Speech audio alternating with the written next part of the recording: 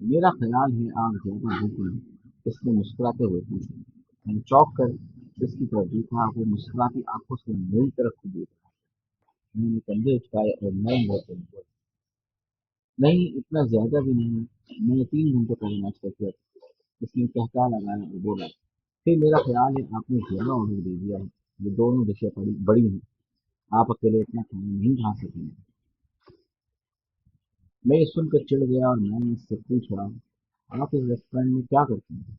उसने मुस्कुराकर जवाब दिया, सर मैं यहाँ वेटर हूँ, आप जैसे मेहमान की खिदमत करता हूँ। मैंने कहता लगाया और बोला, क्या आप लोग खाने का बिल नहीं लेते? उसने फौरन जवाब दिया, सर ये रेस्टोरेंट है, हम अगर बिल नहीं लेंगे तो कारोबार कैसे चलाएंगे? मैंने कहा, फिर यह कहा कितना ऑर्डर देता हूँ, मैं कितना खाना खाता हूँ, मैं कितना मेज पर छोड़ जाता हूँ, आपको इससे क्या तकलीफ है? आप बस ऑर्डर लें, खाना दें और बिल वसूल करें। आपको मशवरा देने की क्या जरूरत है? इसने कहता लगाया और बोला, सर आपकी बात दुरुस्त है, लेकिन खाना ज़ाया होने से हमें और आपको नुकसान होगा और मैं अपने मुल्क और अपने मुल्क के सैयाह दोनों के इस नुकसान से बचाना चाहता हूँ। मुझे हंसी आ गई। मैंने इससे पूछा, आपको कैसे नुकसान होगा? उसने जवाब दिया, सर दूसरी देश किसी दूसरे भूखे के काम आ जाएगी। आप देश ज़ाया कर देंगे तो इसका असर किसी न किसी शख्स पर होगा और वो शख्स मेरा समाजी करीब है। मैंने पूछा, और आप मेरे माली नुकसान पर क्यों परेशान हैं? वो बोला, सयाह ख्वाह कितना ही अमीर क्यों ना हो, इसका बजट बहरहाल महदूद होता है। हम आपकी जेब का जितना ख्याल रखेंगे, इसका फायदा हमारे ही मुल्क को होगा। आप दूसरी दूसरे के पैसों से बच्चों के लिए गिफ्ट खरीदेंगे और ये गिफ्ट हमारी कौम को मजीद बेहतर बनाएंगे। मैंने कहता लगाया और इसे एक देश खत्म कर। ये फ्रांस के गैर मारूफ टाउन का वाक़या है। मैं 2016 में फ्रांस गया था। परफ्यूम डिस्ट्रिक्ट और शैम्पियन शहर मेरी मंजिल थे। आपने फिल्मों में शादी, सालगिरह और फतवात के फंक्शन में शराबियों को बोतल खोल के देखा होगा। जो लोग मस्ती में एक दूसरे पर शराब का छिड़काव करते हैं, ये फुव्वारे की तरह उबलती और उड़ती शराब शैंपियन कहलाती है। दुनिया के ज्यादातर लोग इस हकीकत से वाकिफ नहीं हैं कि ये शैंपियन एक टाउन का नाम है। ये टाउन कहाँ वाक़ है, इसका नाम शैंपियन क्यों है और किसने कब शैंपियन नाम की शराब को इस टाउन का नाम दिया, ये मैं किसी और कॉलम में बताऊंगा। फ्रांस में एक ऐसा इलाका भी मौजूद है जो परफ्यूम डिस्ट्रिक्ट कहलाता है। दुनिया में खुशबू के ज्यादातर ब्रांड इस डिस्ट्रिक्ट में बनते हैं। इस जिले में मीलों तक फूलों के बागान हैं, खुशबू के लेबोरेटरियाँ और फैक्ट्रियाँ भी इस इलाके में हैं। मैं इन दोनों जगहों को डिस्कवर करने फ्रांस आया था। मैं रास्ते में लंच के लिए गैर मारूफ टाउन में रुका था और इस वेटर के हद तक चढ़ गया। मुझे शुरू में इसकी बात बुरी लगी थी, लेकिन मैं बहुत जल्द कायल हो गया। वो दुरुस्त कह रहा था, हमें खुराक ज़ाया नहीं करनी चाहिए। हमारी बची हुई खुराक सैकड़ों नहीं हज़ारों लोगों के काम आ सकती है। वेटर का मुझे टोकना बजाय एक छोटा सा वाकया था, लेकिन इस छोटे से वाकये में एक तवील खुराक की छुपी है। आप खुद अंदाजा लगाइए, दुनिया में हर साल आधी से ज्यादा खुराक ज़ाया हो जाती है। ये तकरीबन 2 अरब टन खुराक बनती है।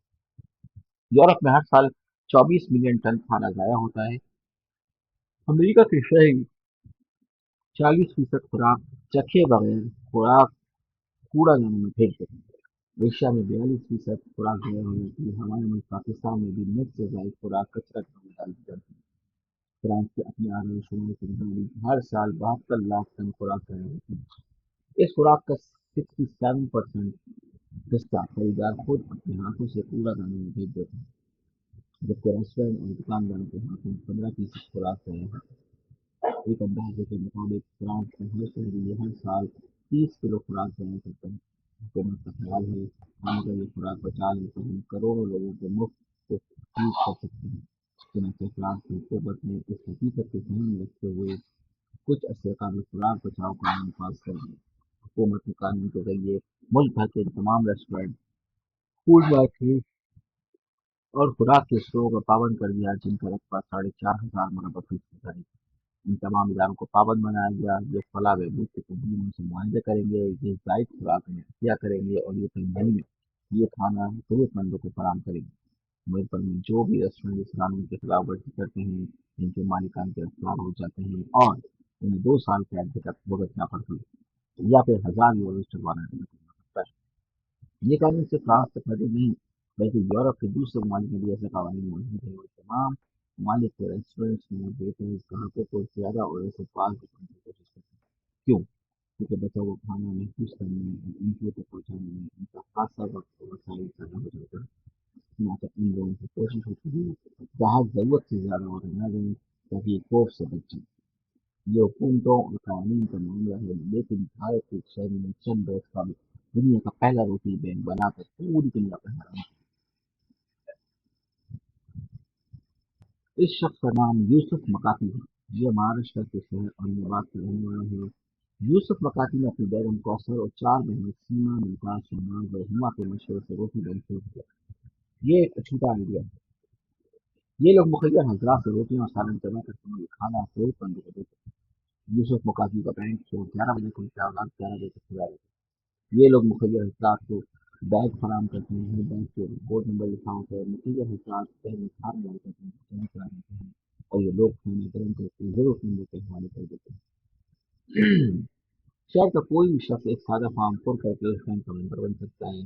मुखिया हजरात दिन में जितनी बार चाहें खाना किया करते हैं। यूसुफ मकाती को पहले महीने में 250 डॉलर मिले।